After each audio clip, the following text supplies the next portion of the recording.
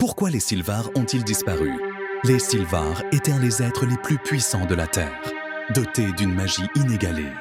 Avant eux, aucun peuple ne détenait un tel pouvoir, à l'exception des divinités elles-mêmes. Un seul Sylvar pouvait anéantir une armée entière de 600 hommes à lui seul.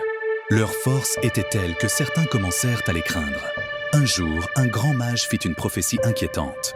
Les Sylvars, avides de pouvoir, plongeront le monde dans une guerre qui détruira royaumes et civilisations.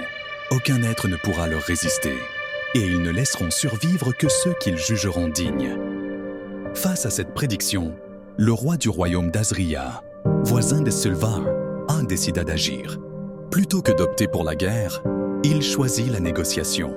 Il rencontra le roi des Sylvars et le roi des Sylvars ne voulait pas voir son peuple méprisé. Ensemble, ils conclurent un pacte. Interdiction totale de la magie pour le peuple Sylvar. Interdiction d'utiliser des armes ou tout objet pouvant causer la mort. Conversion à un mode de vie pacifique et végétarien. En échange, le roi d'Azria leur offrait sa protection. Sous cette nouvelle règle, les Sylvars perdirent peu à peu leur puissance.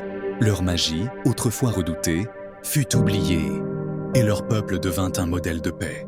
Mais 6000 ans plus tard, un nouveau roi monta sur le trône d'Azria, le roi Ridéus.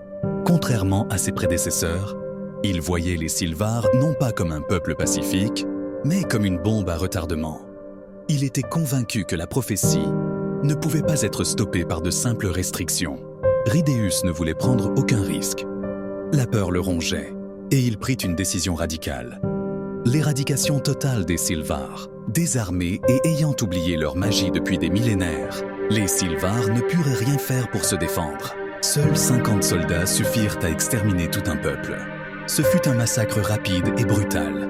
Mais parmi ces soldats, une jeune femme du nom d'Evaline ne trouva pas la force de tuer une enfant. Elle la prit avec elle et la sauva. Est aujourd'hui la dernière Sylvar en vie. Elle ignore encore toute la vérité sur l'origine du massacre de son peuple. Mais une chose est sûre, elle n'oubliera jamais. Pour ceux qui n'ont pas encore lu le roman, c'est un roman de l'auteur Night Scribe, membre du groupe Arcane Plume. Le roman s'appelle Azria et il est déjà disponible sur Webnovel et Wattpad. Alors, tu veux lire?